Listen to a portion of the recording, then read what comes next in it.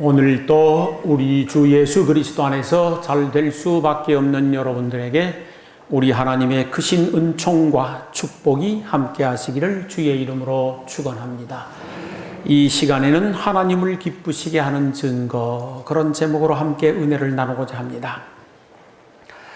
저희들이 인생을 살면서 경험하는 것 중에 하나는 누군가가 나를 기쁘게 해주면 그 사람에게는 남달리 고마운 마음을 가지게 됩니다. 그 사람에 대하여 호의적으로 생각하게 되어집니다. 만약에 나를 기쁘게 해주는 그 사람이 지속적으로 나를 기쁘게 해준다고 하면은 그 사람을 가슴에 새기게 될 것입니다. 그리고 그를 위하여 무엇인가 보답해주고 싶은 마음이 간절해질 것입니다. 그리고 그 사람을 위하여 늘 기도하게 될 것이고 축복하게 될 것이고 할 수 있는데 최선을 다하여 협력하고 도와주게 되리라고 생각이 됩니다. 하나님과 우리와의 관계도 마찬가지입니다. 우리가 하나님을 기쁘시게 하는 증거를 가지게 되면 하나님은 그 사람을 남달리 기억하게 됩니다. 하나님을 기쁘시게 하는 증거를 보시고 그 사람에게 큰 사랑을 베풀고 넘치는 은혜를 베풀어 주시는 줄 믿습니다. 더 나아가 그 하나님을 기쁘시게 하는 증거를 근거로 해서 하나님께서 진한 감동을 받으시고 크고 풍성하게 복을 베풀어 주시리라 믿습니다. 히브리서 11장에 보면은 우리 믿음의 선조들이 많이 열거되어 있는데 그들은 모두 다 하나님을 기쁘시게 하는 증거를 가지고 있는 분들이라고 기록이 되어 있습니다.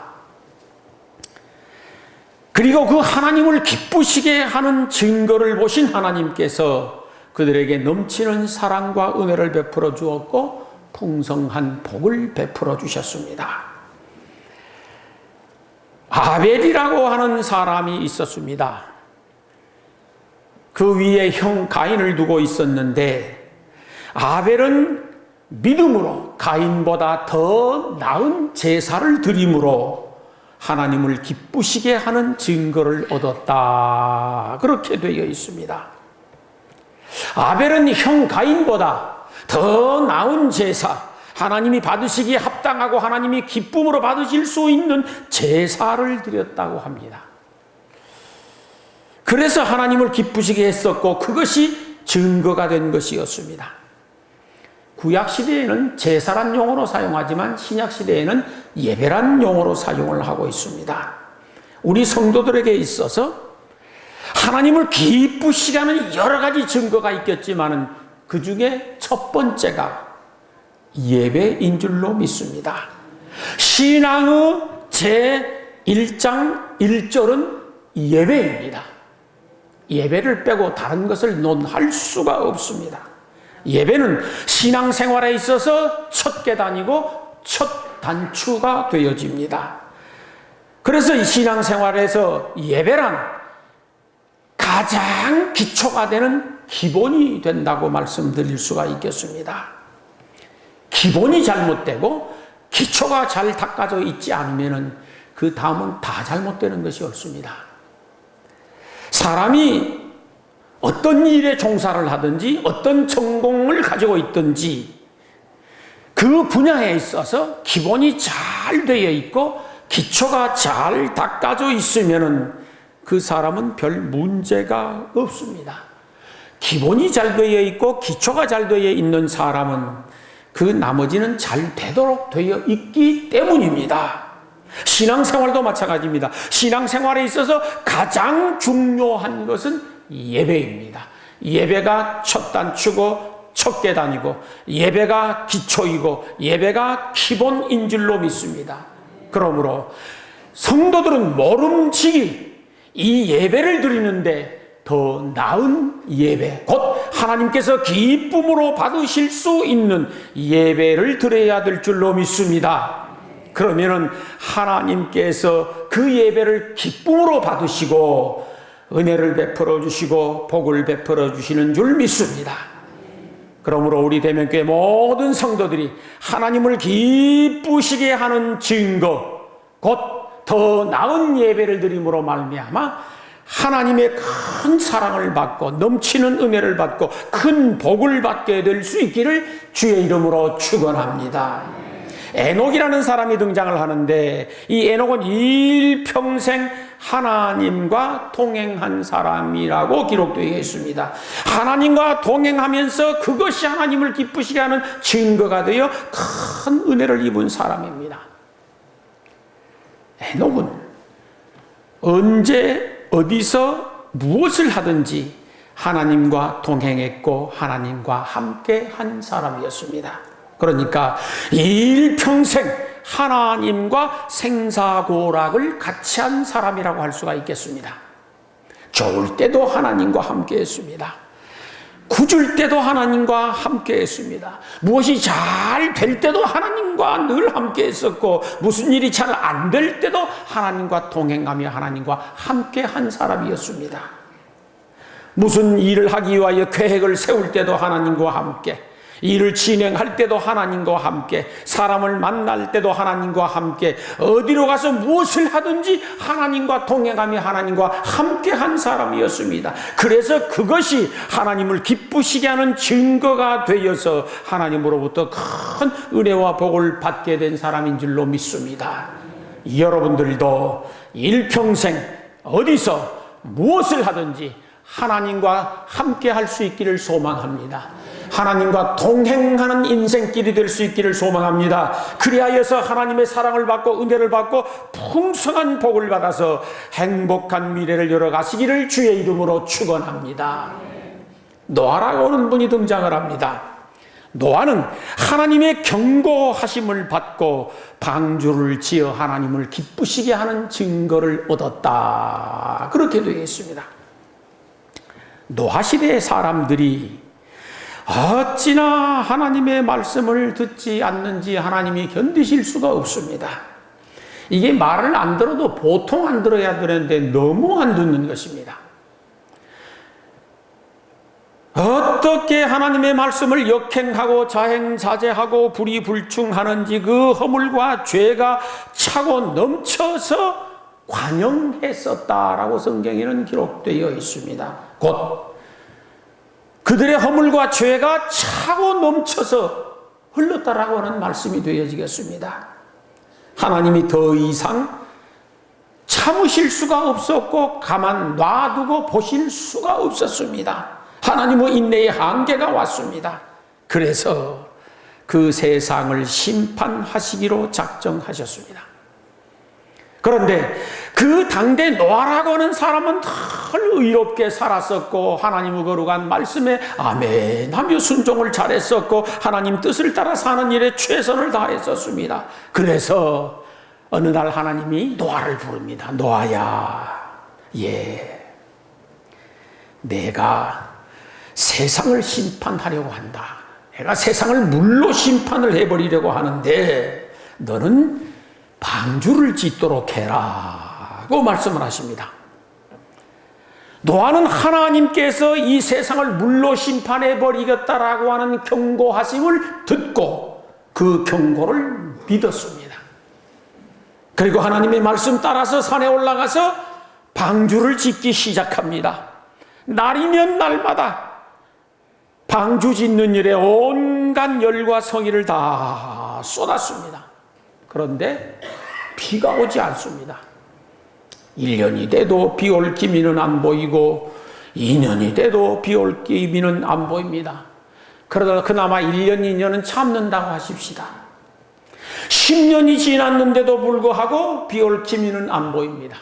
20년이 지나도 비 올 기미가 안 보입니다. 무려 120년 동안 하나님의 심판은 내려오지 않는 것입니다. 노아가 방주를 지을 때 얼마나 지루했을까 짐작이 됩니다. 길고 긴 세월을 기다리면서 그래도 끝까지 방주를 짓습니다. 아무리 힘들고 어렵지만은, 때로는 사람들의 비난이 있었지만은, 조롱 있고 손가락질이 있었지만, 그럼에도 불구하고 노아는 하나님의 경고하심을 믿고 끝까지 방주를 지었습니다. 우리 성도들이 인생을 살아가는 날 동안 하나님의 말씀을 받았으면, 또는 경고하심을 들었으면, 그 말씀이 이루어지고 성취되고 내가 복을 받는 그날까지 묵묵히 기다릴 줄 아는 인내심이 필요합니다.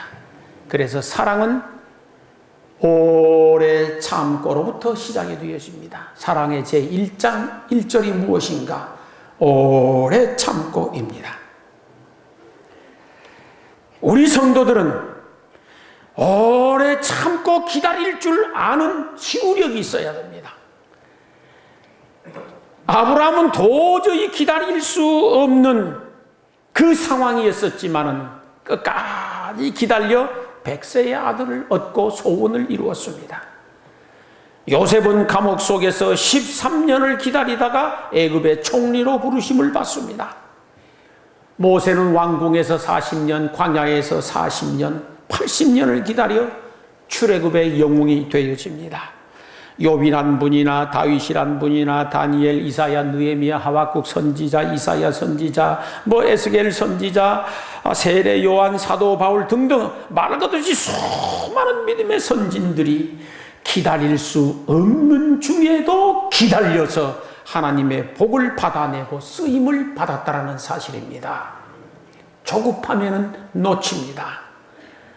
하나님의 사람들은 기다릴 줄 알아야 됩니다. 하나님의 때가 되어지면 반드시 응답해 주시고 반드시 실천하실 것이라고 하는 말씀과 약속을 부여잡고 끝까지 기다려야 됩니다. 노아의 방주가 완성되던 날, 하늘에서 창조 이래로 가장 큰 비가 쏟아졌습니다. 땅에서는 창수가 솟구쳐 올라왔습니다. 이 땅의 모든 생명들이 물속에서 다 죽어갈 때에 노아와 그의 가족만은 방주로 들어가서 구원을 받은 줄 믿습니다. 그러므로 하나님께서 말씀하실 때에, 또는 하나님께서 경고하실 때에 힘들고 어렵지만 믿음으로 받아들이고 아멘으로 끝까지 순종할 수 있기를 소망합니다. 때로는 한없이 지루할 수 있습니다. 때로는 비난을 받을 수도 있습니다. 그럼에도 불구하고 하나님을 믿고 기다리고 참고 순종할 수 있어야 됩니다. 하나님은 어떤 말씀을 하시든지 틀림없이 그 말씀을 이루시고 성취하십니다. 그러므로 하나님의 말씀을, 하나님의 경고하심을 믿음으로 받아들임으로 말미암아 지금 당장은 눈에 보이지 않아도, 지금 당장은 손에 잡히지 아니하여도, 지금 당장은 변화가 없어도 끝까지 믿고 기다리고 참고 순종하면은 틀림없이 좋은 날을 보게 될 것을 믿습니다. 여러분들도 노아처럼 하나님의 경고하심을 받을 때나 하나님의 말씀을 받을 때에 그것을 믿음으로 받아들이고 끝까지 순종해서 노아처럼 구원을 받고 은혜를 받고 복을 받는 그런 삶이 되기를 주의 이름으로 축원합니다. 그 다음 아브라함이 등장하는데, 아브라함은 하나님을 기쁘시게 하는 증거를 가장 많이 가진 사람이라고 생각이 됩니다. 그래서 아마 믿음의 조상이 되었을 것입니다. 어느 날 하나님께서 아브라함을 부르십니다. 아브라함아, 아브라함아, 예, 제가 여기 있나이다. 너는 너희 본토 고향 친척 아비집을 떠나 내가 지시할 땅으로 가도록 해라. 그렇게 말씀을 하셨습니다. 그런데 내가 지시할 땅으로 가라고 말씀을 하시긴 하시는데, 구체적으로 어디가 내가 지시해 놓은 땅이며 어느 곳에 가서 어떤 일을 하고 어떻게 살면은 내가 너를 축복해 주겠다라고 하시는 것이 아니라 막연하게 떠나라는 것입니다. 수십 년 동안 잔뼈가 굵도록 살아온 고향이고 조상적부터 살아온 고향인데 그냥 떠나라는 것입니다. 얼마나 답답하겠습니까? 아브라함 입장에서 생각을 해보면 하나님은 아무 대책도 없이 그냥 떠나라고 하는 것만 같습니다. 터무니없고 허황되게 떠나라고만 하는 것 같습니다. 그럼에도 불구하고 아브라함은 하나님을 믿고 떠났습니다. 하나님 앞에서는 똑똑한 사람이 없어야 됩니다. 하나님 앞에서는 잘난 사람이 없어야 됩니다. 하나님 앞에서는 하나님이 어떤 말씀을 하시든지 도대체 납득도 안 되고 이해도 안 되고 대책도 없고 허무맹랑한 말씀을 하시는 것 같아도 하나님은 이미 대책을 세우셨고 계획을 세우셨고 준비해 놓으셨고 그래서 떠나라고 하시는 줄로 믿고 떠나면은 좋은 결과가 있을 것을 믿습니다. 성경에 보면 아브라함은 눈에 보이는 것도 없고 예측할 만한 것도 없습니다. 갈 바를 알지 못하면서도 어디로 갈 줄을 모르면서도 그냥 하나님 말씀만 믿고 본토 고향 친척 아비집을 떠났습니다. 그것이 하나님을 기쁘시게 하는 첫 번째 증거가 된 줄로 믿습니다. 두 번째 아브라함이 가졌었던 믿음의 증거는 그가 75살 때 또 어느 날 하나님께서 아브라함을 불렀습니다. 아브라함아, 아브라함아, 예. 내가 너에게 자식을 줄 터인데 하늘의 별처럼 바닷가의 모래알처럼 번성하도록 만들어주마. 야, 나이가 75 될 때까지 자식이 없었으니까 당시 사회에서 아들이 없으면 사람 취급 못 받습니다. 전혀 사람 취급 못 받습니다. 멸시받고 천대받고 소외당하고 그러는데 75세 된 아브라함에게 하나님이 자식을 주는데 그냥 하늘의 별처럼 바닷가의 모래알처럼 준다고 하니까 이게 얼마나 할렐루야를 넘어서 놀렐루야입니까? 감격할 일입니다. 너무 기뻤습니다. 그런데 1년이 지나도 자식 생길 기미가 안 보입니다. 2년이 지나도 역시 자식 생길 기미가 안 보입니다. 그러기를 무려 25년이 지났습니다. 25년이 지나는 사이에 아브라함 나이 100세가 다 돼버렸습니다. 사라 나이 90이 돼버렸습니다. 이제는 아브라함이 늙어서 더 이상 자식을 가질 수 없을 만큼 노쇠해져 버렸습니다.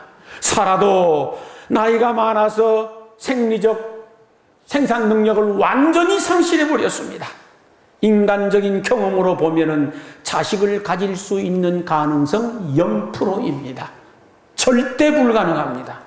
그럼에도 불구하고 아브라함은 자식을 낳을 것이라고 믿는 것입니다.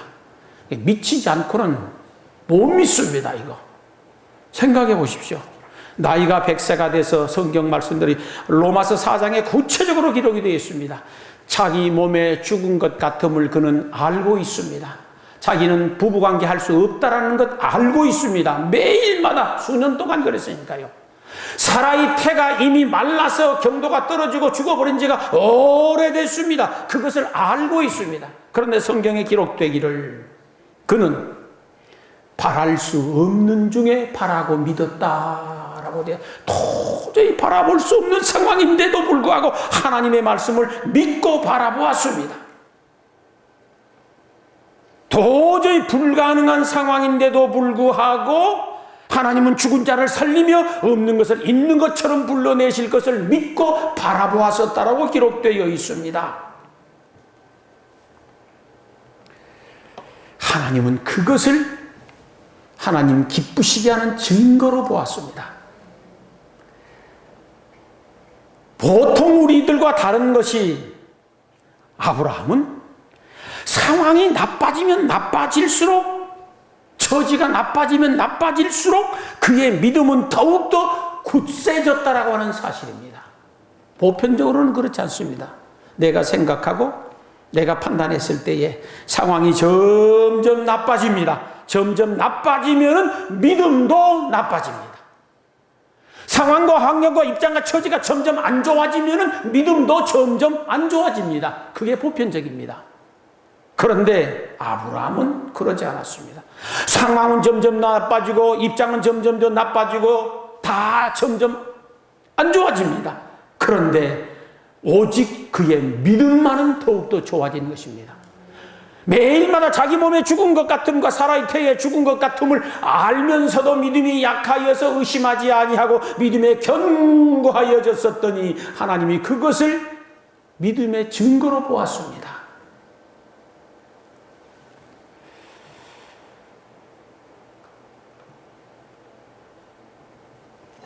아브라함이 가졌었던 그 믿음을 로마서 4장에는 그렇게 가르칩니다. 그 믿음을 지금 저희들도 가지게 되어지면 아브라함처럼 복을 받을 것이라고.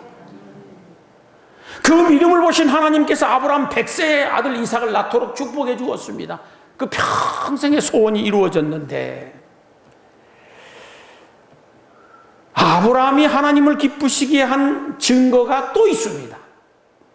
그것은 아브라함이 하나님의 특별한 축복으로 어떻게 생각하면 참 천신만고 끝에 100세의 아들을 낳아서 잘 키웠습니다. 애지중지 키웠습니다. 너무도 사랑스럽고 보기에 심히 좋습니다. 그래서 아들 이삭을 자기 목숨보다 더 소중하게 생각합니다. 자기 인생의 모든 기쁨 중에 최고의 기쁨이고 소망 중에 최고의 소망입니다. 그렇게 해서 이삭이 한 20여 세 되었을 때입니다. 어느 날 하나님께서 아브라함을 시험해 보시기 위하여 불렀습니다. 아브라함아, 아브라함아, 예 하나님 제가 여기 있나이다. 내 아들 이삭을 번제로 바치도록 해라. 이게 무슨 청천하늘의 날벼락 같은 소리입니까? 우리가 세상 말로 하자면 귀신 시다라 까먹는 소리 하고 있는 겁니다 지금. 아니 100세 그것도 참 천신만고 끝에 온갖 우여곡절 끝에 믿음으로 낳은 자식을 잘 길러서 이제 소망을 둘만하고 기대를 걸만하고 참 한없이 기쁘고 즐겁고 행복한데 그 아들을 번제로 잡아서 바쳐버리라는 거예요. 이제 번제가 무엇인 줄 아시지 않습니까? 짐승을 잡아서 죽이고 각을 떠서 그 각을 불에 태워서 그 향을 하나님 앞에 드리는 게 번제입니다. 근데 자식을 그렇게 하나님께 바치라는 겁니다. 얼마나 고민이 되고 얼마나 힘들었을지 짐작하고도 남습니다. 자기 생명보다 더 소중한 아들이었습니다. 그 세상의 어떤 것과도 바꿀 수 없는 아들이었습니다. 제가 개인적으로 생각하기는 차라리 하나님께서 아브라함아 네 아들을 살리기 위해서 네 놈이 대신 죽어줘야 되겠다. 그러면 그냥 할렐루야 하겠습니다. 그러지 않겠습니까? 그런데 너는 살고 아들 이삭을 번제로 바치라니 얼마나 답답했었겠습니까? 수없이 범민하고 갈등하고 고민했었을 것은 자명한 사실입니다. 그런데 아브라함에게는 예수님이 하나님의 말씀에 순종했었던 그 믿음이 있었습니다. 예수님께서 만 인류의 죄를 대속하기 위하여 하나님으로부터 명을 받습니다. 네가 십자가를 져야 된다. 그때 예수님이 고민하여 죽을 지경에 이르렀습니다. 고민하여 죽을 지경에 이른 예수님이 밤에 가서 밤새 기도하고 또 기도하고 또 기도하고 내린 결론이 무엇인가? 나의 원대로 마옵시고 아버지의 원대로 하옵소서라고 결정을 내렸습니다. 내가 원하는 것은 이 십자가 고통 안 졌으면 좋겠습니다. 내가 원하는 것은 이 십자가를 피했으면 좋겠습니다. 이 십자가가 지나갔으면 좋겠습니다. 그게 예수님의 육신을 입은 원이었습니다. 그러나 나의 원대로 마옵시고 아버지의 원대로 하옵소서라고 결론을 내리지 않습니까? 그런데 아브라함에게도 예수님과 동일한 믿음이 있었습니다. 얼마나 고민이 됐었겠습니까? 죽을 지경이었을 것입니다. 그럼에도 불구하고 하나님의 말씀에 순종하기로 결정을 내립니다. 아들 이삭을 데리고 모리아산으로 올라가서 결박을 했습니다. 제단에 올려놓았습니다. 그리고 아들을 죽이기 위하여 칼을 높이 치겨들었습니다. 그 순간 하나님이 급하게 아브라함을 부릅니다. 아브라함아, 아브라함아. 깜짝 놀라 멈추고 있으니까 그 아이에게서 손을 대지 말라.